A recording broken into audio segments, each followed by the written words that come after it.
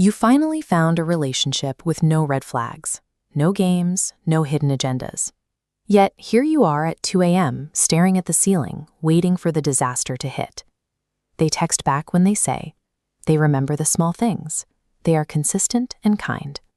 And for some reason, every gesture of stability makes you want to pack a suitcase and run.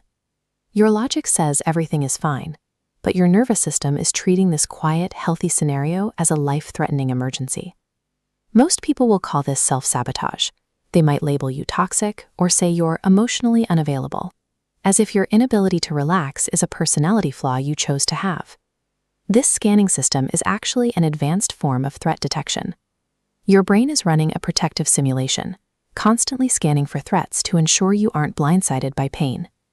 The impulse to destroy a good relationship is evidence of an active survival instinct. You are not broken. You are protected.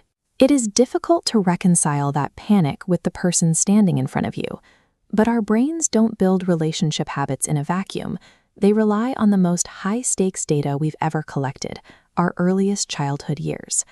Psychologist John Bowlby observed that when a child experiences inconsistent care, where love is intermittent or comfort depends on shifting moods, the nervous system logs that behavior as a survival manual. This creates a neural template. It's a foundational blueprint the brain uses to predict how every future connection will behave. Instead of concluding one caregiver was unreliable, the brain generalizes. People as a whole are unsafe to depend on. Adult relationship anxiety is often childhood survival logic running a diagnostic on your present life. When a stable, consistent partner enters the picture, they don't fit the map. To your brain, their reliability is a statistical anomaly that shouldn't exist. Because your nervous system expects chaos, this stillness feels like a trap, the tense silence of a predator in tall grass before a strike. This triggers an aggressive scanning phase. Your brain hunts for a reason to distrust, dissecting the tone of voice or a slightly delayed text to confirm its bias that connection always leads to pain. You end up in a constant negotiation. You consciously want the relationship, while your body prepares for the inevitable moment it all falls apart.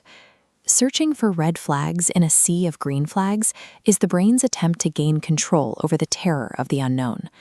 At the exact moment intimacy peaks, many people find themselves picking a fight or ghosting entirely. A specific calculation is happening here.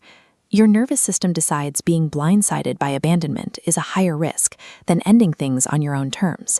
A controlled exit is the only variable your brain can influence, managing the pain before it's forced upon you. Pushing someone away serves as the ultimate preemptive strike. You aren't acting out of malice, you're acting out of survival.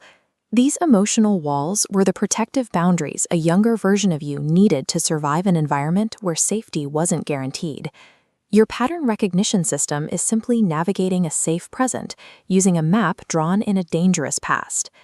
This is why logical reassurances and verbal promises from a partner rarely work. You cannot talk a nervous system out of a survival response. Healing requires a physical update to how your body processes connection. Logic alone cannot rewrite that code. In psychology, the solution is a concept called earned security. This is the mechanism that allows the brain to overwrite its survival data. This timeline shows the work. Earned security is built through ordinary, repetitive moments of reliability. A partner who stays exactly who they say they are, day after day, slowly chips away at the old barriers. This process often feels painful.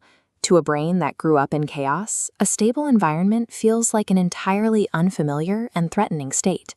It takes profound courage to sit with that panic, to stay in the relationship long enough for the nervous system to finally update its map.